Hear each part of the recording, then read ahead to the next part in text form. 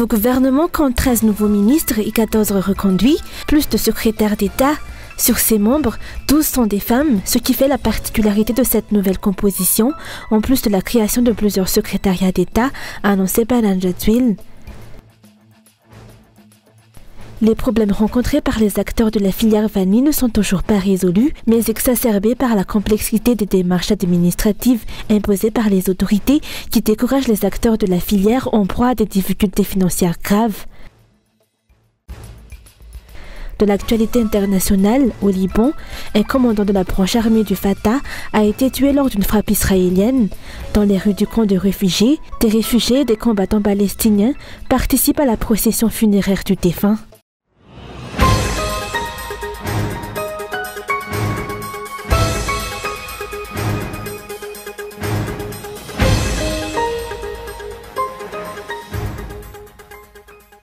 Le nouveau gouvernement compte 29 membres, dont 13 nouveaux ministres et 14 reconduits, plus de secrétaires d'État. Sur ces 29 membres, 12 sont des femmes, ce qui fait la particularité de ce nouveau cabinet.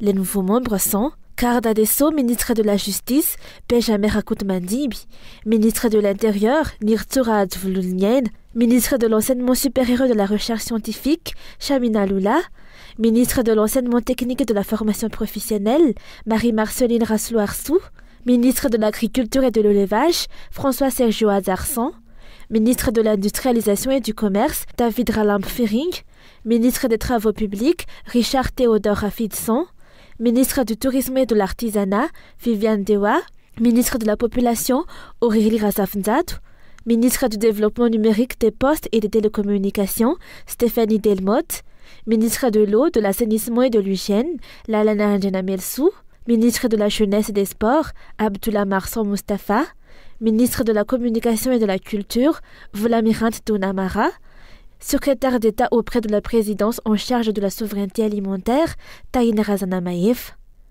Autre nouveauté dans la composition de ce gouvernement, l'annonce par Ranjadzwil de la création de plusieurs secrétaires d'État, dont le secrétariat d'État en charge de la souveraineté alimentaire, le secrétariat d'État en charge du commerce et de la consommation, le secrétariat d'État en charge de l'électrification rurale et des ménages, le secrétariat d'État en charge de la lutte contre la pauvreté et la réinsertion sociale, le secrétariat d'État en charge de l'économie et du plan, et le secrétariat d'État en charge de la jeunesse et de la lutte contre les stupéfiants. Pour le moment, les secrétaires qui occuperont ces fonctions n'ont pas été nommés, hormis celles en charge de la souveraineté alimentaire. Ce nouveau gouvernement s'est tout de suite réuni au Conseil des ministres, sitôt après la nomination officielle.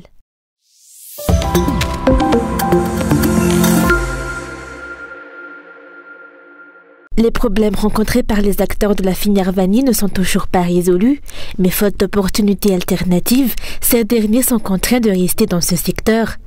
Après avoir fixé le prix minimum, la pression et la complexité des démarches administratives par les autorités découragent les acteurs de la filière. Notre vanille est de première qualité et il n'y a aucune raison pour qu'elle ne soit pas vendue à un prix élevé. Nous demandons donc que les conditions imposées aux opérateurs soient facilitées afin qu'ils puissent valoriser correctement leurs produits. Les autorités ne peuvent pas s'en désengager car elles sont responsables de l'octroi des agréments, de la gestion des questions fiscales, ainsi que des démarches administratives et de leur allègement.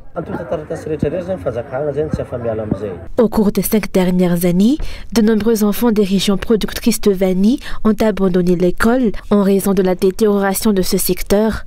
Pour cette nouvelle année scolaire, un grand nombre d'élèves risquent de ne plus revenir à l'école en raison du manque de ressources financières de leurs parents. Le pouvoir d'achat des habitants est au plus bas car la vanille assure 90% des revenus de la population des régions Sava et en Alandsrouf. Avec la rentrée scolaire qui approche, de nombreux parents se trouvent incapables d'inscrire leurs enfants à l'école. Ces derniers devront alors travailler dans les champs. Face aux difficultés économiques, la population lutte contre la famine. Le prix d'un kilo de vanille est insuffisant pour acheter un sac de riz blanc.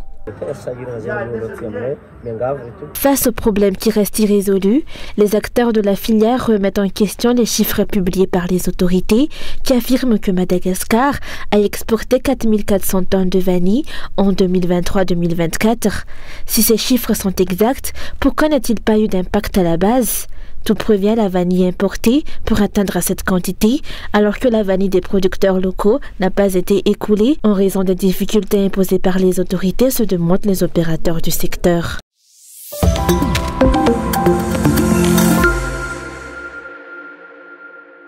40% des enfants de moins de 5 ans à Madagascar souffrent de malnutrition chronique, selon les derniers chiffres de l'Instat, issus de l'enquête démographique et de santé réalisée en 2021.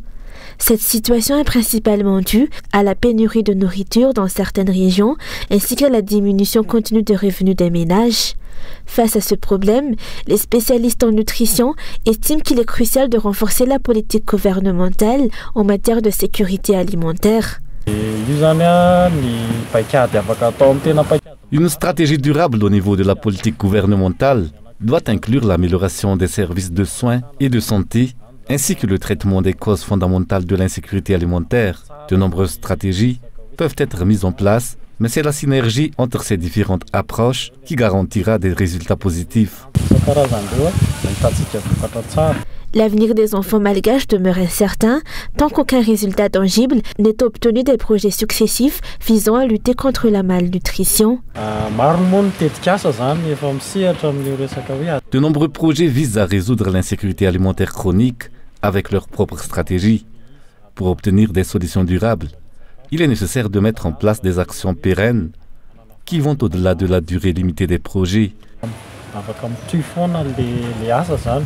À ce jour, le taux de malnutrition chronique à Madagascar reste largement au-dessus de la limite de 30% fixée par l'OMS.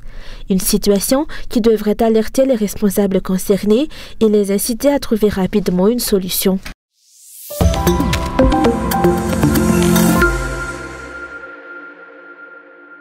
La 11e COP, la conférence des parties de la Convention de Nairobi, s'est achevée aujourd'hui après 3 jours de travaux au cours desquels les 10 pays membres ont collaboré pour promouvoir une économie bleue durable dans l'ouest de l'océan Indien. Il est essentiel de développer des stratégies pour protéger la vie marine, même si la mer n'a pas de propriétaire. Chaque pays a ainsi présenté des recommandations et des stratégies pour faire face à la perte de biodiversité marine et au changement climatique.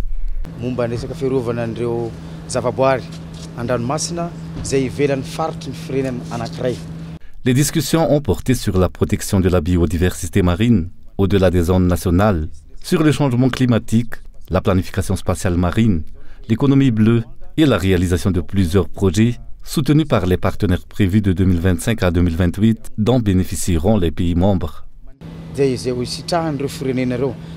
C'est la première fois que Madagascar accueille la Convention de Nairobi. Les échanges entre les délégations d'Afrique et de l'océan Indien se sont tenus du 20 août jusqu'à aujourd'hui à Ivatu. Par ailleurs, les points prioritaires de chaque pays ont été discutés et les conclusions seront présentées lors de la réunion des États décisionnaires des Nations Unies.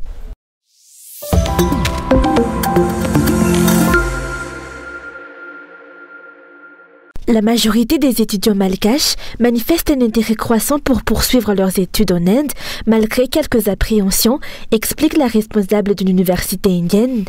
Le domaine technologique, en particulier, attire de plus en plus d'étudiants en raison du grand nombre d'entreprises dans ce domaine présentes en Inde. Oui,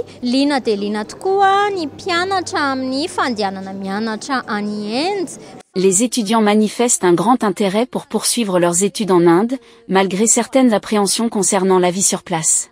Nous les rassurons en leur indiquant qu'il existe de nombreuses communautés malgaches en Inde, ainsi qu'un accompagnement des Madagascar pour la préparation de leurs dossiers.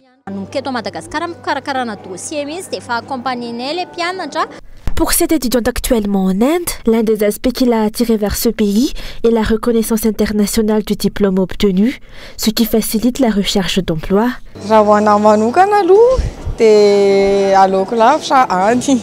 Personnellement, je préfère de loin étudier en Inde. En effet, les diplômes délivrés y sont reconnus à l'échelle mondiale, ce qui facilite la recherche d'emploi. C'est un atout considérable, surtout puisque les diplômés ne sont pas contraints de retourner dans le pays.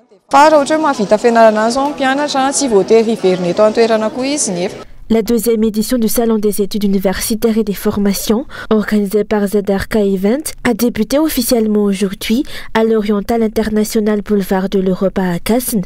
Un des objectifs clés de ce salon est de guider les jeunes pour les aider à choisir la filière qui correspond le mieux à leurs aspirations et éviter les erreurs d'orientation.